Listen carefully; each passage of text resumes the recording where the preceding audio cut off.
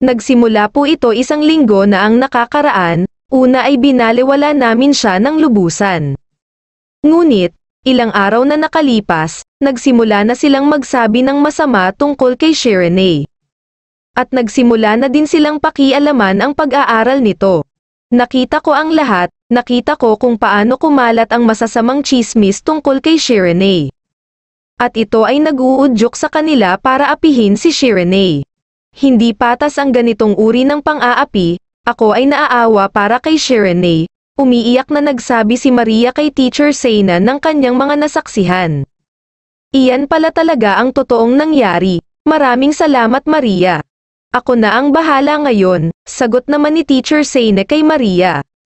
May isang aklat na may pamagat na The Grand Scholar's Talk.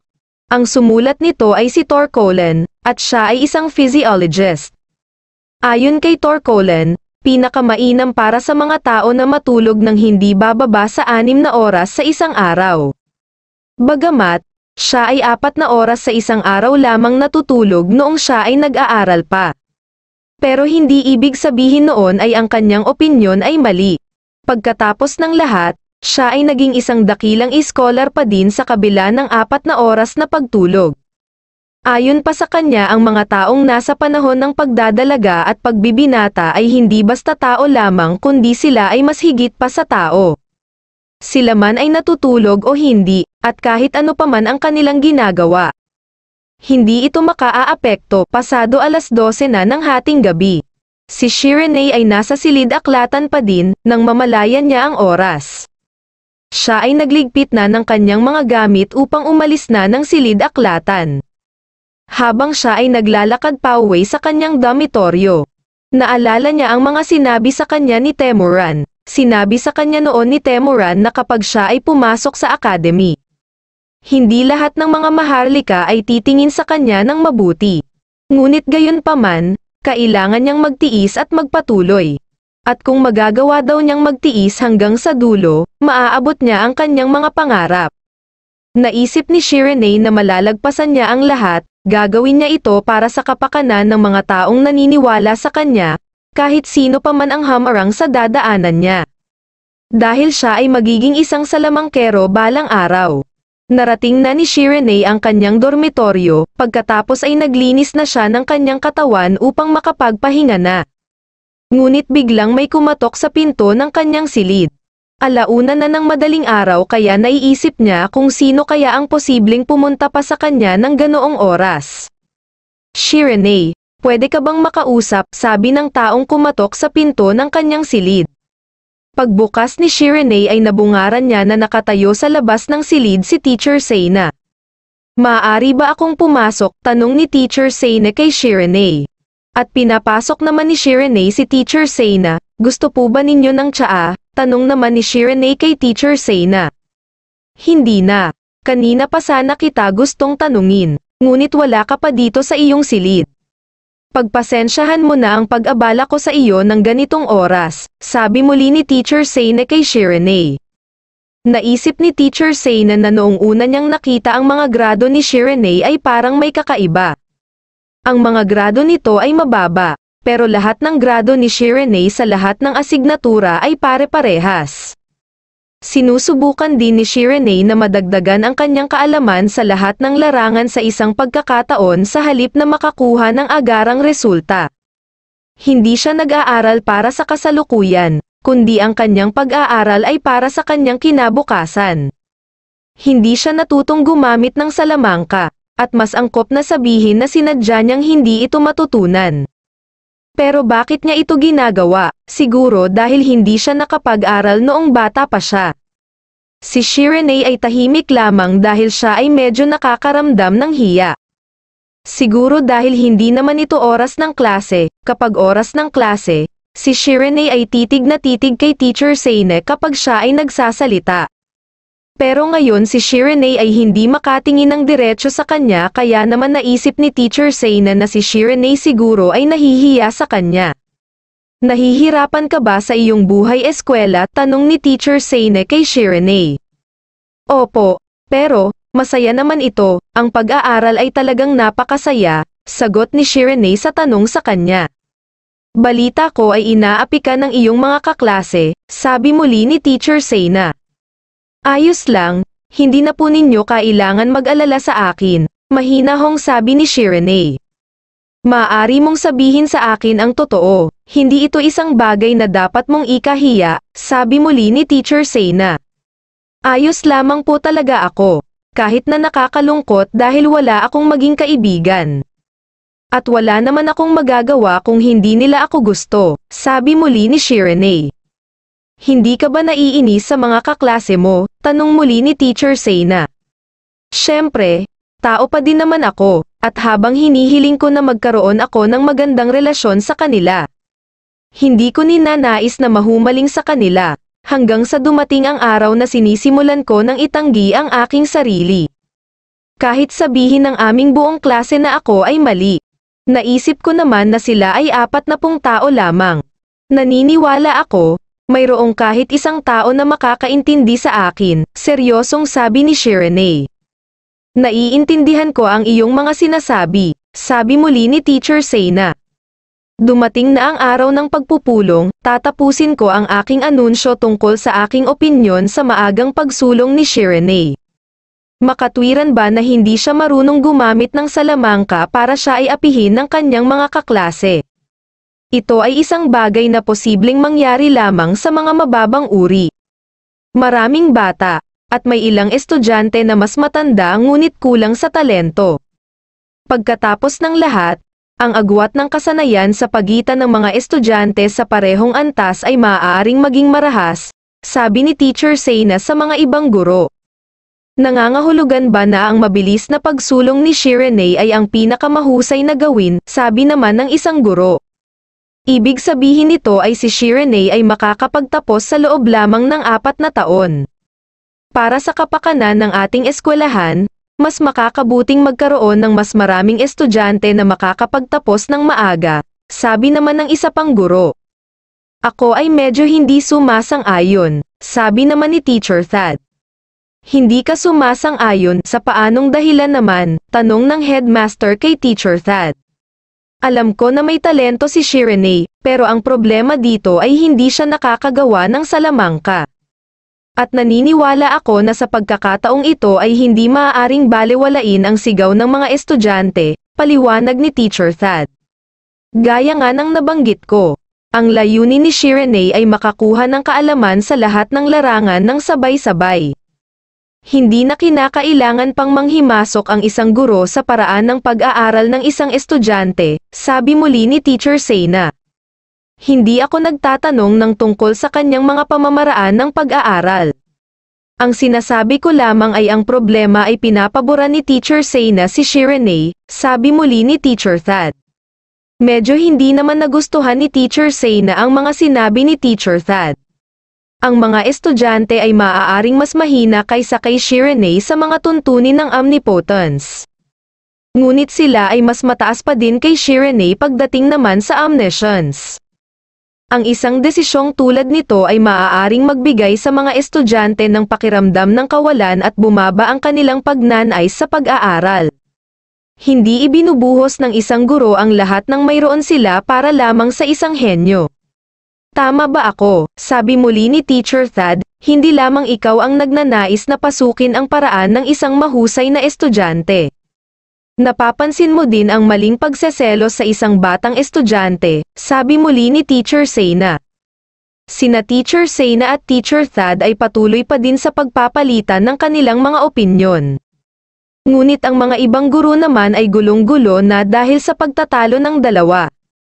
Tama na. Tumigil na kayong dalawa at kayo ay maupo na, sabi ng headmaster kina Teacher Sena at Teacher Thad. Bigla namang tumigil ang dalawa sa kanilang pagsasalita. Ang magkabilang panig ay may kanya-kanyang pananaw at dahilan. May katuturan ang mga salita ni Teacher Sena, gayunpaman, ang pinupunto naman ni Teacher Thad ay makatwiran dahil nag-aalala lamang siya tungkol sa kabuoang balanse ng eskwelahan. At masasabi ko na, ito ay nagmumula sa pagmamahal niya sa academy. Naiintindihan ko din ang kanyang ibig sabihin, kailangan nating isaalang-alang ang pakiramdam na maaaring maramdaman ng mga estudyante, paliwanag ng headmaster. Ganyan ang ibig kong sabihin, Headmaster, sabi muli ni Teacher Thad. Paano kaya kung gumawa tayo ng ibang pamamaraan, sabi muli ng Headmaster. Kinabukasan, habang ang mga estudyante ay nasa pasilyo ng eskwelahan, nakita nila ang isang patalastas tungkol sa pagsulong ng mga estudyanteng nasa ikapitong klase. Ginawa ang patalastas na ito dahil maraming reklamo tungkol sa mga desisyon para sa maagang promosyon. Ang eskwelahan ay nagpasya na bibigyan nito ang lahat ng mga estudyante ng ikapitong klase ng pagkakataon upang makaabante sa susunod na klase ng mas maaga. Ang pagpapasya upang makatanggap ng promosyon ay gagamit ng mga ilang pamantayan. Ang makatatanggap ng maagang promosyon ay pagpapasyahan sa pamamagitan ng isang pagsusulit. Ang makatatanggap ng maagang promosyon ay isang tao lamang, at siya ay makakaabante patungo sa ikalimang klase. Ang pagsusulit ay ang paggawa ng salamangka, at ang salamangkang ito ay ang teleportation. Napaisip ang mga estudyante sa gagawing pagsusulit. Ayon sa kanila, ang maaaring makagawa lamang ng ganoong salamangka ay ang mga nasa upperclassmen. At ayon pa sa kanila, ang pagsusulit daw na ito ay nangangahulugan na hindi sila magsusulong ng sinuman. Biglang dumating si Shirene, at nakita niya ang patalastas na iyon. Ang patalastas na ito ay naging usap-usapan din sa mga estudyanteng nasa upperclassmen.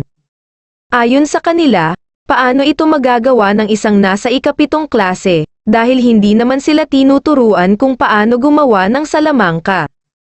Naisip naman ni Amy na ginawa siguro ang pagsusulit na ito para kay Shirene. Ngunit bakit daw kaya hindi ito binabanggit sa kanya ni Shirene? Ayaw daw siguro ni Shirene na masangkot siya dito. Narinig ko na ito ay isang karaniwang bagay na nangyayari sa mga nasa ikapitong klase dahil sila ay mga bata pa. Ito ay isang bagay na katulad din ng nangyari sa akin dahil ako ay mabilis na nakaabante, seryosong sabi ni Cheryl. Biglang tumalikod si Amy at umalis. Saan ka pupunta? Sabi ni Cheryl kay Amy. Pupuntahan ko si Shirene, sagot ni Amy. Ano, sandali. Ano bang gagawin mo? Tanong muli ni Cheryl kay Amy. Bakit wala siyang lakas ng loob na sabihin sa akin? Sisiguraduhin ko na may itanim ko ang aking galit sa kanyang buto. Titipunin ko ang lahat ng nasa ikapitong klase. Bakit hindi ako maaaring masangkot dito? Galit na sabi ni Amy. Sandali lamang Amy, kung ikaw ba si Shirene, magugustuhan mo bang malaman na ang taong minamahal mo ay inaapi? Kung ikaw ay may gagawin, mas makakasakit lamang iyon sa kanyang dangal, pagpigil na sabi ni Cheryl kay Amy. Bigla namang napahinto si Amy at naisip niya na ano bang pakialam niya kay Shirene. Hindi naman daw siya gusto nito, at hindi man lang daw nito sinabi sa kanya ang tungkol sa patalastas na ito. Sandali, hindi ba ang teleportation ay napakahirap para sa isang estudyante na nasa ikapitong klase pa lamang na matutunan ito, sabi muli ni Cheryl. Kung ito ay nasa antas pa lamang na masasabing mahirap, ayos lamang.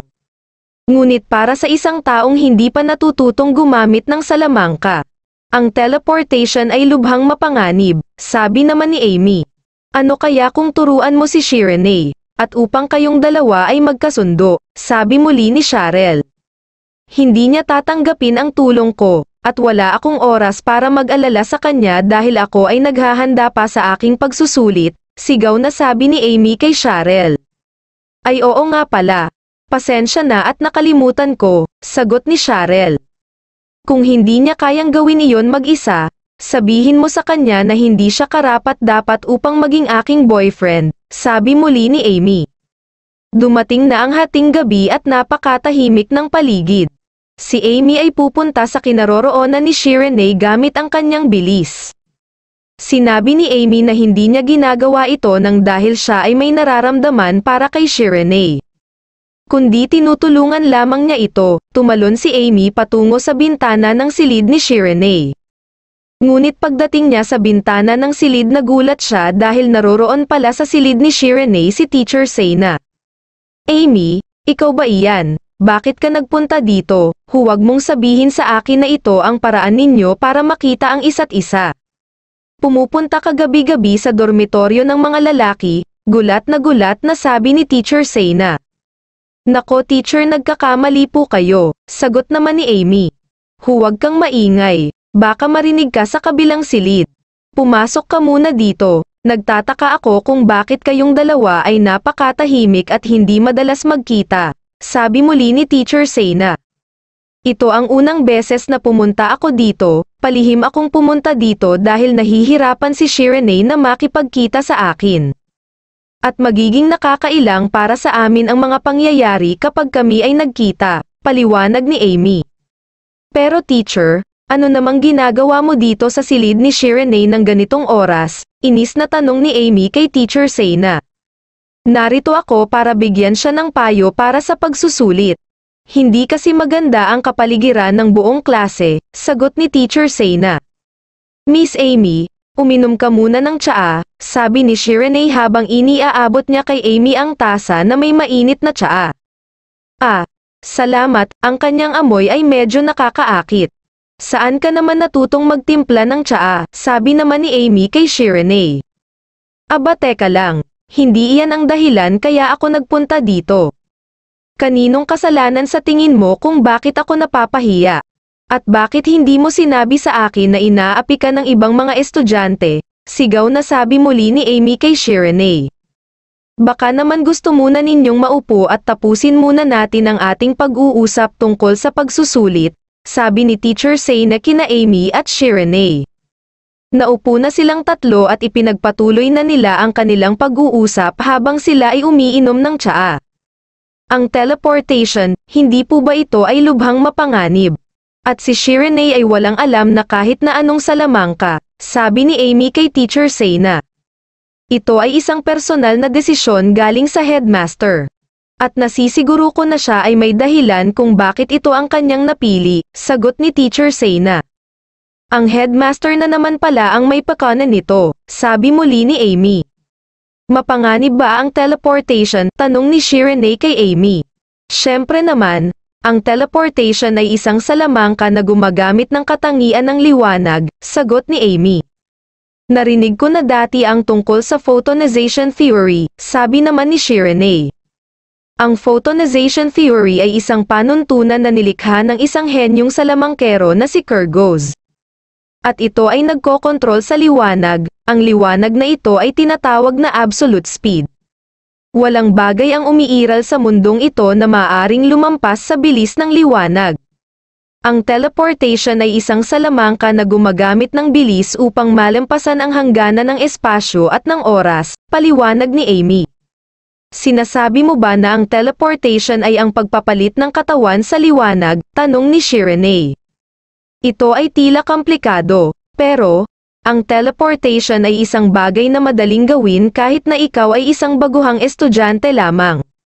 Sa photonization theory, ang liwanag ay nahahati sa 4 na kategorya. Ang bilis na ginagamit sa teleportation ay tinatawag na semi-light speed. Hanggat nauunawaan mo ang kahit 1% ng bilis ng liwanag, magagawa mong gamitin ang salamangkang ito. Dahil dito, ang antas ng photonization ay maaaring bumaba at maaaring maiwan ang maliit na bahagi ng katawan, paliwanag ni Teacher Seyna. Mukhang madali lang itong pag-aralan, ngunit ito ay lubhang mapanganib, seryosong sabi ni Shiranae. Naiintindihan ko na ngayon kung bakit ipinagbabawal ang teleportation sa loob ng bakuran ng eskwelahan, sabi muli ni Shiranae. Katulad nga ng inaasahan, mabilis mong naiintindihan ang mga bagay, sabi ni Teacher Seyna. At si Amy naman ay medyo naiinis dahil si Teacher Seyna at si Shiranae ay sobrang malapit sa isa't isa. Ngunit paano ako kukuha ng pagsusulit kung ito ay lubhang mapanganib? Tanong muli ni Shiranae. Siyempre, kailangan nilang maghanda ng isang lugar kung saan walang magiging sagabal, sabi naman ni Amy. Saan naman kayang lugar iyon? Tanong ni Shiranae. Ito ay sa teleportation training grounds. Ito ay may sukat na 1,000 meter above sea level, at 700 meter bridge length. Hindi pa naman ito kumpirmado, pero, ito lamang ang lugar na maaaring pagdausan ng pagsusulit. Ang pagsusulit ay isang karera simula sa tuktok ng isang bundok patungo sa kabilang tuktok ng bundok, sagot ni Teacher Sena. Wow! Kahanga-hanga, kung sa ganoong lugar nga gaganapin, walang anumang magiging sagabal. Ngunit kapag ikaw ay nahulog, mawawala din ang buhay mo. Hahaha, sabi muli ni Shiranae. Ito po ba ay isang pagsusulit kung saan ang unang makatawid ang siyang mananalo? Ngunit dahil sa antas ng mga estudyanteng nasa ikapitong klase, magiging mahirap para sa kanila upang matapos ito, sabi naman ni Amy.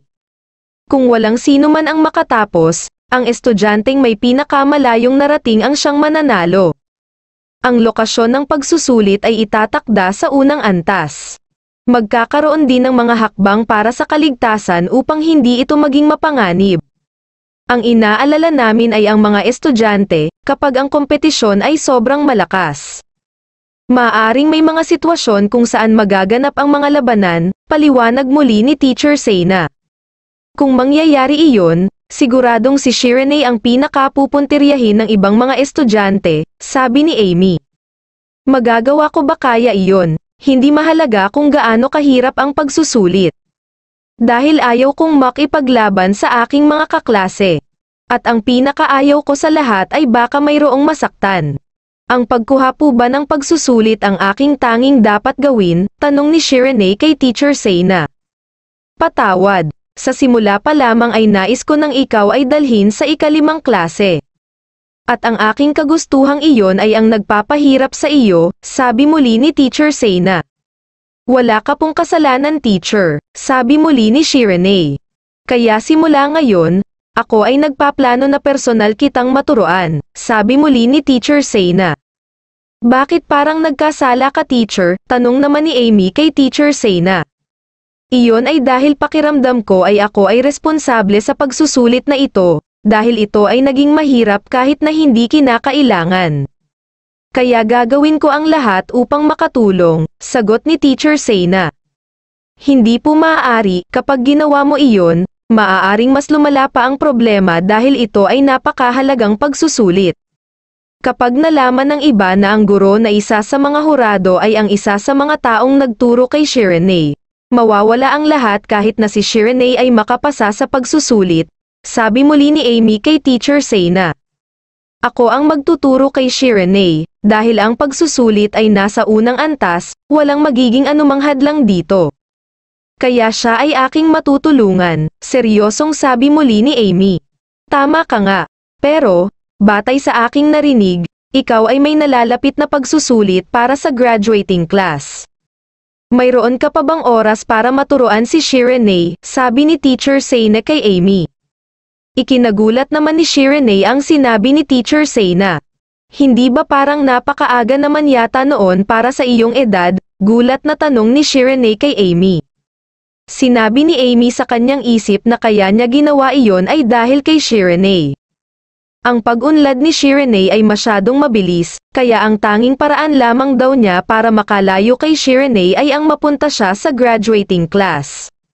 Naisip ni Shiranae na napakaastig ni Amy dahil hindi ito kontento sa pagiging pinakamagaling sa intermediate class. Hindi siya nag-aalala, at siya ang pinakauna sa kanilang pangkat na kumuha ng pagsusulit para sa pag-abante sa graduating class. At sa kabila ng pagiging abala niya para sa paghahanda niya sa pagsusulit, narito pa din siya upang tulungan si Shiranae, kahit pagaano ako kaabala. Ang isang bagay na tulad nito ay hindi gaanong abala sa akin. Kaya dapat mo na lang itong ipaubaya sa akin, teacher, sabi ni Amy kay Teacher Sena. Naiintindihan ko ang iyong nararamdaman para sa iyong boyfriend. Ngunit sa mga ganitong mahalagang pagkakataon, nararapat lamang na ipaubaya mo na lamang ito sa iyong teacher.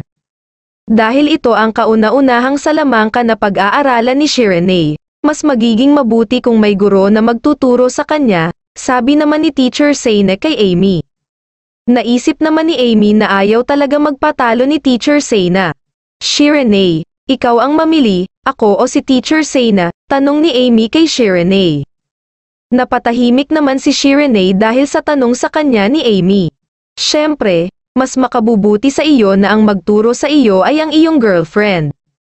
Tama ba ako? Nakangiting sabi ni Amy, gagawin ko na lamang itong mag-isa. Nakangiting sagot ni Shiranae.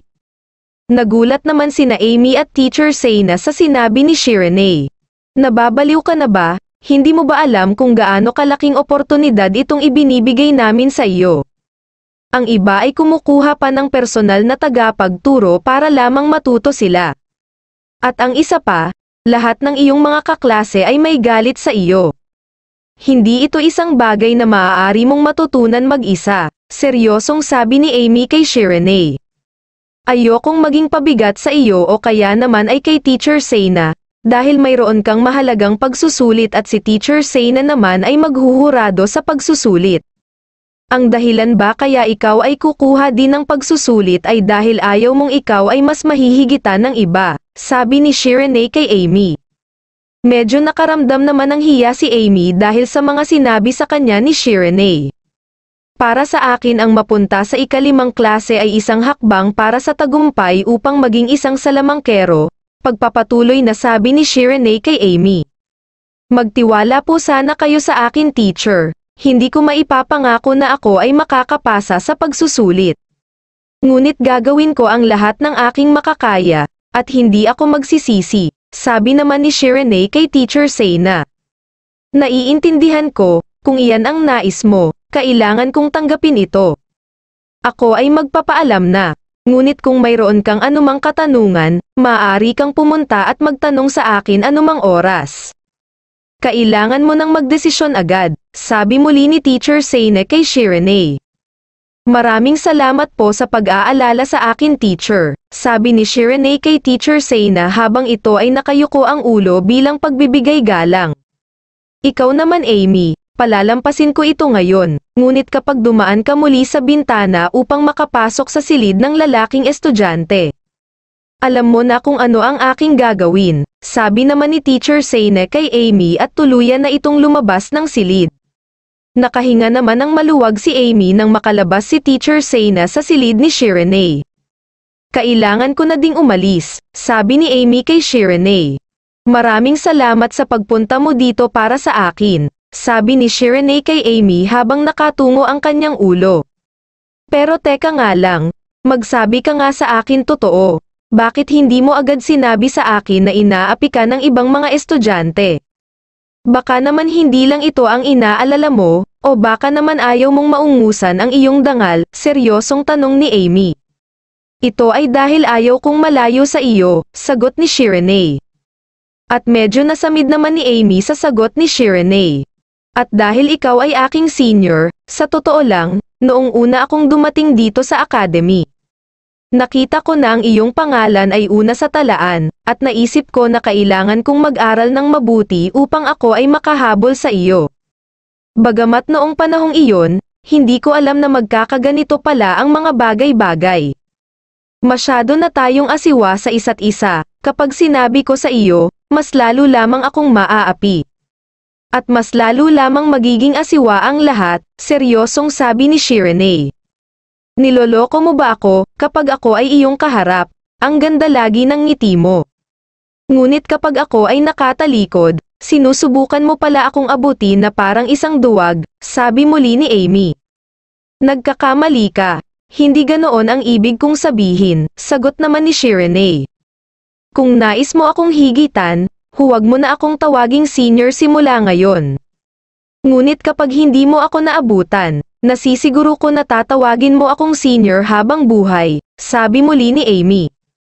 Amy, maghihintay ako, sabi ni Shiranae. Nagulat si Amy dahil kasasabi pa lamang niya kay Shiranae na huwag na siyang tawaging senior, ay ginawa na nga agad ito ni Shiranae. Sisiguraduhin kung maabyutan kita, pagpapatuloy na sabi ni Shiranae. Kailangan mong mag-aral ng mabuti kung iyan talaga ang nais mong gawin, kung hindi, baka kapag dumating na ang araw na iyon ay nakapagtapos na ako. Sabi muli ni Amy at ito ay tumalon na palabas ng silid ni Shiranae. Naisip ni Shiranae na medyo nakakalungkot dahil hindi siya makakahingi ng tulong kay Amy, dahil kung hahayaan niya na tulungan siya nito, mas lalong maraming mang-aapi sa kanya, kaya gagawin niya ito ng mag-isa, at mayroon pa siyang 1 buwan para paghandaan ang pagsusulit.